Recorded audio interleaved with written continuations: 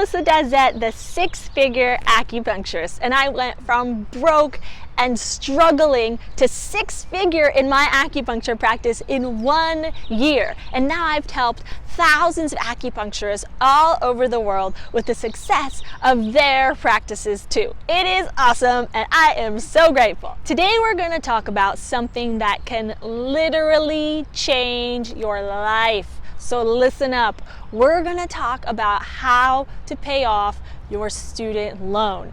Who doesn't want to do that, right? Yes, we all do. So there are three main things that you need to know, learn, and understand in order to pay off your loan. The number one most important thing ever to pay off your loan is your mindset. You need to change your mindset of overwhelm, regret, resentment, hopelessness into gratitude, empowerment, hopefulness, and ownership. Part of our mindset for success with our student loan needs to be that we are grateful for the amazing education that we got, and we take ownership of the debt that we got to get this amazing education. You need to make a decision. Make a decision today. Make a decision right now that you are going to pay it off. And when you make a decision, you make it a priority, and that is how you pay off your loan. The second thing that you need to understand to pay off your student loan is capitalized interest. Now, when you take out a certain amount of money, this is called a principal balance.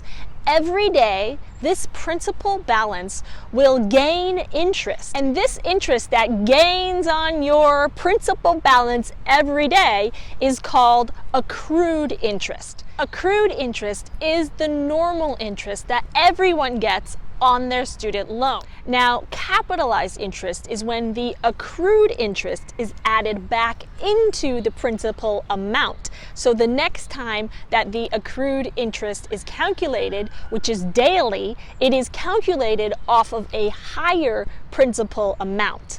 This is what gets acupuncturists into big trouble. When your interest is capitalized, you will see your student loan go up and up and up and up. There are 3 times when capitalized interest will happen.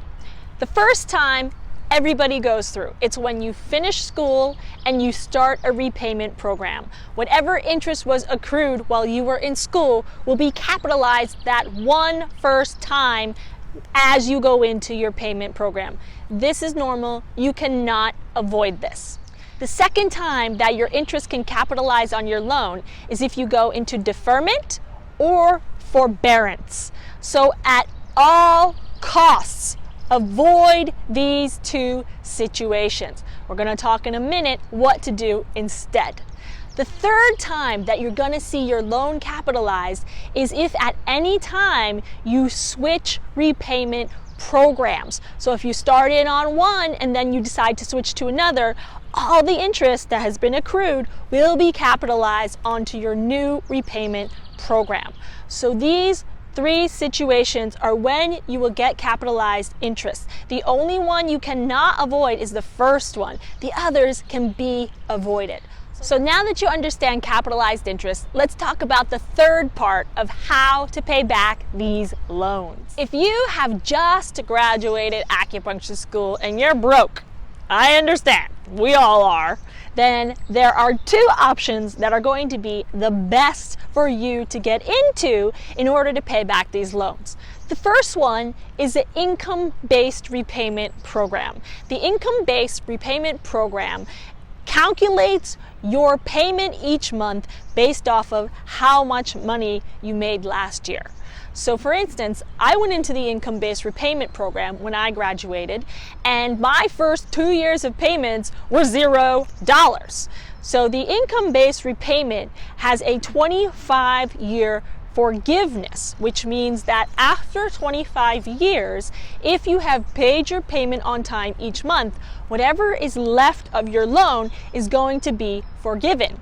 However, do not depend on forgiveness, because what a lot of people don't realize is that the part that is forgiven, you're actually taxed on. So the taxes can sometimes wind up being more, if not the same amount, that you actually owed on the loan anyway. So the income-based repayment program is not to get into it to wait the 25 years. The second option for loan repayment when you get out of school and you're really broke is go into the graduated payment plan.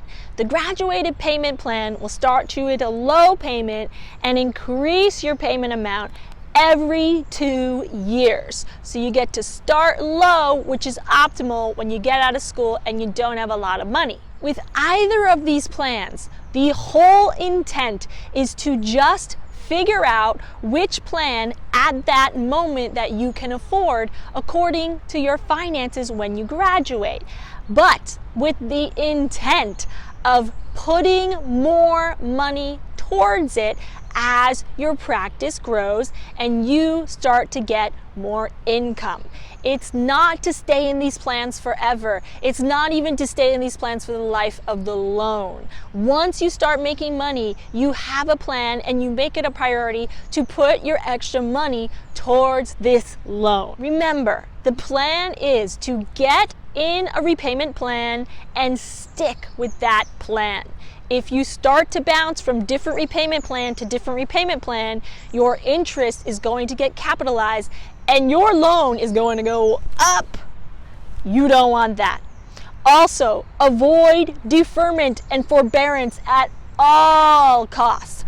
All costs. This will also create capitalized interest on your loan. It is much better to go into income-based repayment rather than forbear and defer your loan. If you are already graduated and you are in a repayment program, the first thing that you want to do is check your loan and see if you have ever had your interest capitalized. If you can't find it, then call your loan company and ask them. Remember, you get your loan capitalized once when you leave school. That's unavoidable. If you ever forbear, if you ever defer, or if you switch repayment programs. Otherwise, your loan should not be capitalized. Check on this because there unfortunately is a lot of sketchy stuff going on out there, and you really want to be aware and informed of what's happening on your student loan repayment. You want to check your loan every single month to make sure that there is no capitalized interest that shouldn't be on there. Once you get that checked out, you want to make it a plan and you want to make it a priority to put your extra money towards this loan to pay it off. Don't just let it sit there and not think about it. Make this your priority. In order to do this, you want to do some calculations. Let's take me, for example. I have $130,000 left to pay off in my loan. I know on average there is $700 a month that accrues in interest and is added to my loan. Currently, my loan payment is $1,300. Since I've made this a priority to pay off, I'm adding an extra $1,000 onto that repayment every month. So $2,300 is going towards my student loan. However, you have to take the amount that you're paying, the $2,300, and subtract the monthly interest, which is the $700. That means that going on my loan each month is $1,600 out of $2,300.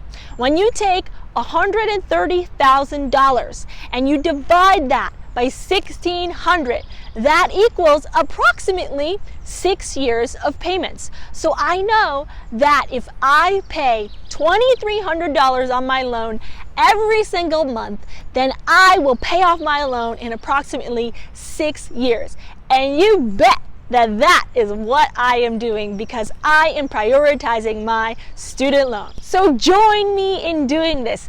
Get your mindset right, take ownership, figure out a plan of action, and make it a priority. We can do this. We will pay off of our loans. We will have complete financial freedom, and we will take control of our financial life and create abundance and exactly what we want.